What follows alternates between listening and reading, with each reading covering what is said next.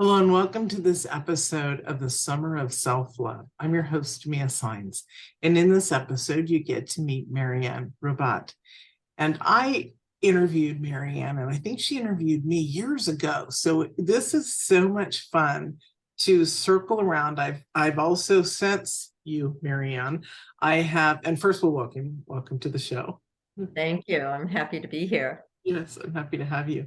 And since I realized that this is my 10-year video show, not radio or as a reporter type, but as video, I'm very excited. So I also asked a couple of other people that I used to interview way back in the day to come on. And so thank you. I'm so glad you're here. So for me, it's a beautiful blessing, like a full circle.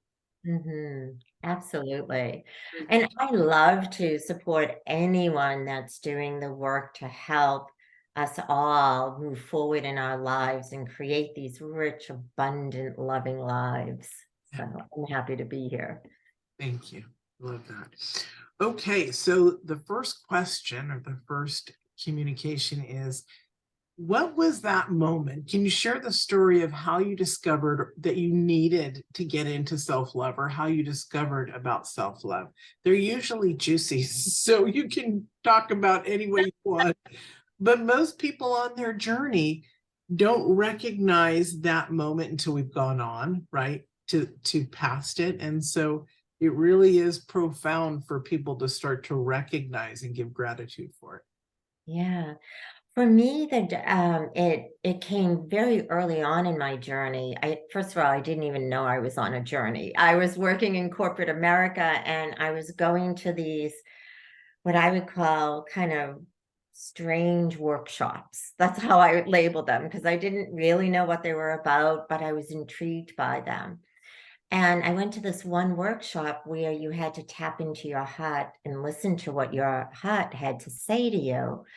And during the workshop, I followed the instructions like a good little doobie. And I realized, like, oh, this poor guy, this workshop is not working, because I was getting zero zip. So in my head, I start figuring out how I would develop it differently for him so he could get the results that he would want, being a corporate trainer and development manager at the time. And so we all come back, and I'm like, oh my God, my heart was going out to this poor guy. Well, there were like 20 of us sitting in a circle. Every single person got something. The only one that did not get something was me. And so that was the first knowing that I was really disconnected from what my heart wanted. Like, I didn't even know to have that distinction, first of all. But when I listened to these people, and some got songs and some got these beautiful sayings and feelings, I was like, oh, I want some of that. Like, I want to know what my innermost heart wants to say. At the same time, I was doing this journey with this first shaman I ever met, and he was also in corporate America. And we were going to schedule something, and I couldn't schedule out till like over 2 months. And he's like, what the hell kind of life do you live? And I said, oh, I have all these, some things were fun, but a lot were responsibilities and obligations. And he said, go through your calendar right now and label all the responsibilities and all the obligations. And when I did, I realized 80% of my calendar free time I was doing because I felt responsible or obligated to do these actions, go to these events, support somebody. And there was nothing in there really for me. And that was the moment that I realized, why am I not putting myself into any of these? Why am I not treating myself as I'm just as important as all these other people? And then that led to the questions, what would I be doing if I didn't have all these responsibilities and obligations? And it was a very different way of living. Yeah. And so I spent the year unpacking. Every time something came in that I was invited to or that I could attend, I said, do I really want to be there? And I would tap into my heart. And I learned how to say no, because no is a form of showing yourself self-love. Mhm. And having so many responsibilities and obligations, I felt was a form of not living in self-love because you were living in support or desire to support everyone else but you. Yeah, that's powerful. I remember in banking, we used to go to these seminars, and and that was in the 80s, late 80s. And I was so in early 90s, I'm so grateful for them because it actually, even though I started on my path of self-love before that, it actually woke me up to others are interested in this stuff. Wow, and to bring it into a workplace or have us go on these trainings or day retreat type stuff was really mind-blowing, I thought at the time. And so the fact that you absorbed the heart opening, I think I was personally still too wound too tight to that I couldn't really absorb what they were sharing and teaching. I knew in the moment it was incredible, but I couldn't retain the information. My saboteur was a mean one. In terms of all the great stuff until I said no more. Yes. Glad you brought that up because it really affects us, or we change into the awareness of self-love as we move through our life. It can come from a workplace, right? It can Yes. come from a TV show, it can come from wherever. Right. It's really about observing. For me, it's been this journey of self-observation. Like, when am I happiest? When am I not happiest? What's going on in my life that brings me joy? What's going on that keeps me from joy? And I think I shared this with you a long time ago. I grew up in a family of 6, so I was 5 out of 6. And my mom was overwhelmed with 6 kids, all, within 7.5 years. I mean, who wouldn't be, It's a right? lot. Yeah. Yeah. But as a child, we all take these different roles. And so my role became the helper.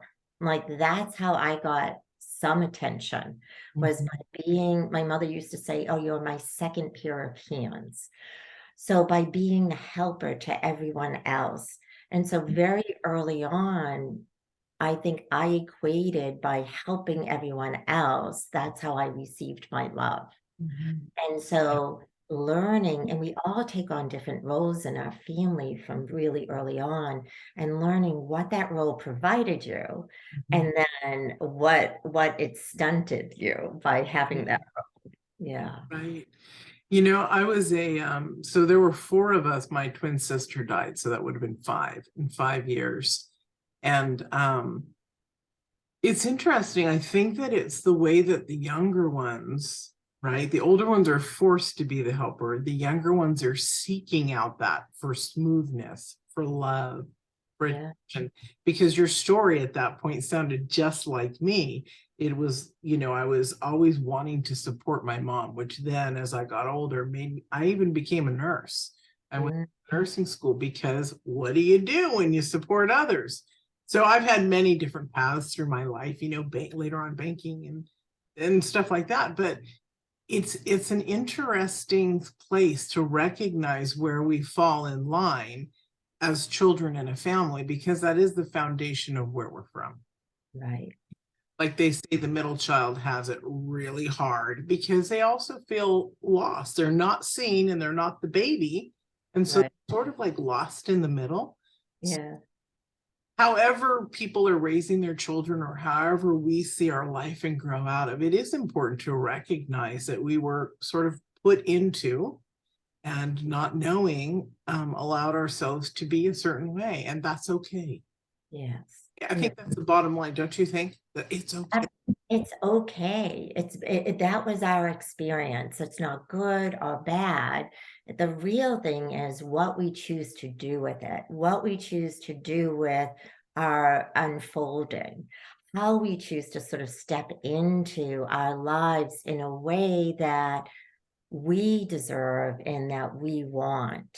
Like, the worst thing is to continue to play the victim of what happened to you as a child, because everyone's stories have some things that have happened. Mhm. But to get trapped in that and then only see the world through those lenses, I think you lose a lot of opportunity to really change around your life and to create the happiness that you clearly were desiring. Yeah, I love the way you stated that. Thank you. Let's talk about some self-love tools that you want to share. Okay. Well, the first self-love tool, and this is off the top of my head, because I love to just flow with the interview. So let me share the first self-love tool that I love to use, and it's called Mirror, Mirror on the Wall. Yes. And really, it's about looking at yourself every day, like really looking at yourself and saying to yourself, what do you love about you? Last night I went to this work reunion. I hadn't been there in 25 years. Haven't seen some of these people in 25 years. And so I'm like, oh, I didn't change that much. And I got myself dressed up and went out the door. And then I saw pictures of myself from 25 years ago. And I'm like, oh my God, I was a baby. Even though I was 40, I looked so much younger than I look today. Yeah. And but the point is that when I looked in the mirror the first time, I could see all the things I could appreciate about me. And so it's called mirror work, or just I like to look at the mirror and go slow and really appreciate myself. Because I think, especially for women in their 40s, 50s, 60s, the younger ones are a little different now because we give so much appreciation to our children and tell them how great they are and brilliant and blah, blah, blah. But when we were growing up, that was like so far on the horizon. I don't even think anyone thought about that. And so the idea of looking at yourself and being in appreciation for you is really, really powerful.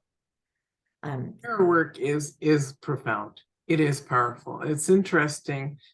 You're the second person today that I've interviewed and the second person to talk about mirror work. And mine, we talked about mirror work, but not a lot of people have. And what I love is each one of ours is different. And it's so beautiful. I mean, seriously, if 3 people are giving a different view into the mirror work, there's something about that that is important to do. Yeah. Yes. Yeah. And well, and one of the things I find to be powerful is because you're looking at you, and our brains take information in through our eyes. It takes information in through audio. It takes information in from our thoughts, whether they're just energetic thoughts or they're spoken thoughts. So by looking at the mirror and taking you in, it creates a very different reality for you. So I love the mirror work. The next tool that I like to use is this tool about looking forward. It's about who do I want to be in life? And I think about it all the time from the being state. Like we are so conditioned and programmed to do. And we get our accolades around what we have done in the world. No one ever comes up and says, oh, you are amazing in your beingness today. But yet, when you can look ahead and say, who do I want to be? It fundamentally changes everything about you because it gives you an opportunity to think about yourself in a way that you get to recreate who you are on a daily basis, on a weekly basis, on a monthly basis. And what that does in terms of our brain is it breaks down our neural pathways. And so we're always evolving. So the brain doesn't have any fear in evolving into your next version of you. And so when you use that, who do I want to be? How do I want to be? You have to do it with yourself first. Like, I want to be kindness. I want to be love. I want to be acceptance. You can't accept other people if you cannot accept yourself. You can do a little bit of it, but you can't do a lot of it. And so when you ask yourself, who do you want to be? If you want to show up as loving in the world, then you have to love you. You have to be loving to yourself. So that's a question I live in all the time. And, some days I give myself 80s, some days I give myself 60s, some days I give myself 100. Like, we're never going to be 100% consistent on who we want to be. But what it does is put it into our consciousness of what's possible for us. Yes, absolutely. And I'm a true believer that we can change the qualities about us. There's that saying that's a zebra can't change its stripes. Well, in a way it can, right? It relates to humans. We can change the awareness, the consciousness of who we are as we begin to elevate or grow, or whatever term that somebody wants to use. I'm glad you brought that up, because that's really beautiful and very profound. Yeah. And I think that if you get in the habit of asking yourself the question, who do I want to be for the day? Who do I want to be during the week or during an event? Once you start to ask yourself those being questions, you'll start to notice that you show up differently. And most of the time, we're showing up in a much more connected place. We're not just running through life because we've taken the moment to think about, how do I want to be when I show up, right? So I love that as a tool. And then another tool that I use a lot, and this is around joy, because I think that in order for us to really appreciate and live in the joyfulness of life, we have to love ourselves. And so some people have challenges always being focused on themselves. So a way that I'll work with them is I'll say, what will bring you joy? And most of the time people don't know that answer, right? Like, you don't know it.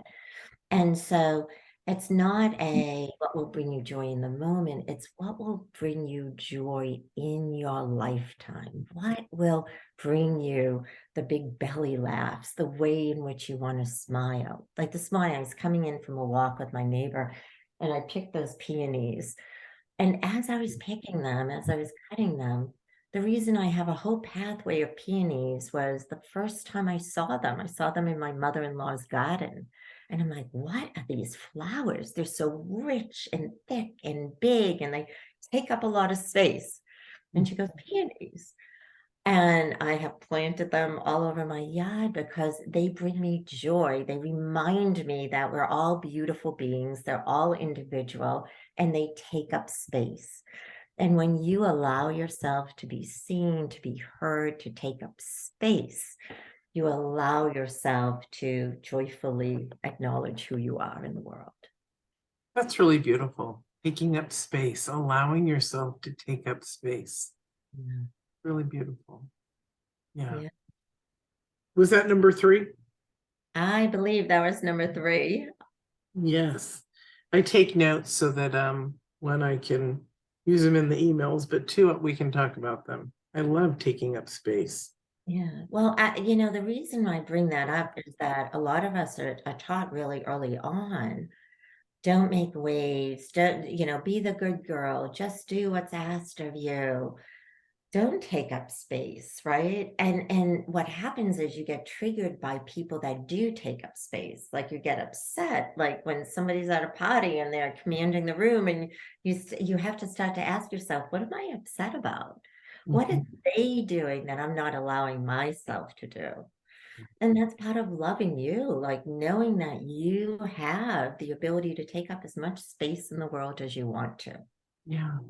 I think it also is married, sistered, whatever, to confidence, right? We have to build our confidence, because especially, well, I'm not leaving out men here, sorry guys, but I am a woman, so I'm going to speak from this standpoint. We are told, like you said, to be quiet. What you say isn't important. Go sit over there. And so, and men, you have your own issues too, which is very true. So whatever side it's on that you are, allow yourself to say, what would it feel like to take up more space? What would it feel like to be confident enough to be able to laugh out loud at a party. I don't know if you ever heard Mary Ann, but I tell a story where I couldn't laugh when I married my husband at 18. We were both metaphysical. It just seemed like a perfect match, which it lasted for over 27 years. And so we were at a party, and the host told a joke, and I thought it was very funny. And the man next to me leaned in and said, "Wasn't that funny?" And I said, "Yes, it's hysterical." And he said, "Why aren't you laughing?" And I said, "I am." And he said, "No, you're not." That's the first time I recognized that I could not laugh out loud. So Yeah. on a journey to what would it be like to laugh out loud. And now I'm like, haha, I tell jokes, I do things like that. And Yeah. part of, that feel good, that love, what do you want to be today that you talked about as a your tool? I want to be happy and joyous. And it Yeah. does bring us, when we allow ourselves to be, it really does bring us incredible joy in places that only others can have, not us, which isn't the truth, right? It's available for all of us, and it's available in big ways or little ways. It's what you truly desire. Like just even being able to laugh out loud at a party, changes the energy of who you are, and it makes you flow a little bit more with ease. Yeah. I think that one of the most beautiful spaces and sounds is when people are laughing. Yeah. Right? They're just so happy and they're laughing. It's just so weird to me that I lived part of my life not knowing how to laugh out loud. Yeah. I love this, allowing yourself to be. It's really to take space. It's really important. Beautiful. Yeah. Is there anything else you'd like to add on to that? I will, because I do a lot of energy work, right? And so energy work is tied to self-love. And when we are able to love ourselves, our energetic field gets bigger and bigger. And so people become attracted to us because they can feel us. They could feel the love. They could feel the joy, because if you love yourself, you are emanating love out into the world. And so it's almost like this way of serving both you and others at the same time. Because as you love yourself, you're bringing more love into the planet and into the world and into the interactions that you're having. Yeah, I love Yeah. it. More, Oh, please. okay. Can I add one more thing too? Yes, please. Yeah, I find most often gets in the way of self-love is our judgment and the ability to compare and contrast. Like those two things literally take you out of your own love of self, because judgment is you are judging yourself. Most of the time we have a million judgments about ourselves. Mhm. And then most of the time, if we're in judgment, we're coming up on the short end of the stick, right? But also, if we are in compare and contrast, what we're saying is we are not enough, because we're comparing ourselves to somebody else. And usually they're doing it better, they're doing it differently, they're, whatever it is, but they have the A and you're somewhere under the A, you're the B or the C, right? Or the And Z. or the Z. And so it immediately takes you out of your own sense of love of self. And so I usually tell my community, like the minute you start comparing and contrasting, you're welcoming in suffering. You say, here's suffering, have a front seat in my life. Yeah. And so if you are one of those people that compare yourself to others, what I would say is the first step to do is to say no more. Like you're done with that. That's not healthy for you. That's not going to lead to anything but pain. And so what you get to do is to say, who do you want to be? Who do I want to be? And if you want to be like somebody else, great. Like the guy was pointing out that you didn't laugh. And Mhm. so, and then you took it on like, yeah, I do want to laugh. Like, why am I not laughing? Like, that's great, but you're taking it on from your perspective, you didn't make yourself bad for not laughing. You didn't compare yourself to like, well, they all get to laugh and I don't, right? Right. So That's that, interesting. Yeah. yeah, so that's a way that it disconnects us from ourselves, and it doesn't, Mhm. it's not a very loving Right. action. You know, when people will say when they come to me, and I'm sure you have your way of expressing it too when they come to you, but they'll say, I lack confidence or I need confidence. I want to be one of those women that, and so I've had for 15 years a program to teach confidence. And what I just realized in this morning, we're always the student too, right? The teacher, the students. And so what I learned in this moment from our conversation is it was almost like a bang in the head, like self-love is confidence, because as we're talking this out, it's apparent that as you get to understand and love yourself and make those allowances, that is the biggest form of confidence building that one can have. Exactly. Really Exactly. amazing. My point exactly. Yeah. That The is, energy. it's a brilliant point, because when we love ourselves, we're bringing that forward. So of course we're confident to walk into anywhere or anything, Yeah, and know that we can handle it. absolutely. I love that. And I also love your positivity. It's not very many people speak like this. I do, and that's why I recognize it. You say, I get to, or they get to. And that's the beauty in life is we get to do things, even if it's a struggle. Guess what? We get to do it because we're going to shift and change and be different on the other side of that experience. So thank you for speaking the truth of who we actually are and what we actually get to do. That was really lovely. Thank you. Oh, thank you. Yeah. Would you like to share your free gift if you can believe it? The time has flown. I have loved the conversation, Mira, as always. You speaking to my heart as well. Thank you, honey. So my free gift is a liberation process, because I think when you go on this journey of self-love, you're going to make the choices of where you're going to liberate yourself in your life. You could be around negative thinking, it could be around the compare and contrast, it could be around not putting yourself down. You get to liberate whatever it is, including joy. You get to liberate joy from hiding out in your life to being in the forefront of your life. And so this process is a process that I've used for years that empowers you to just think through the different steps that you get to take in your life in order to live this liberated life. That's lovely. I'm so glad. Wow. That's really powerful. Thank you so much. Thank you for being here with us and for celebrating this 10-year anniversary with me. I I love know, congratulations. That's really powerful and amazing. Thank you. It's funny because I had a radio show and I did other stuff, while I was teaching self-love and relationships and stuff.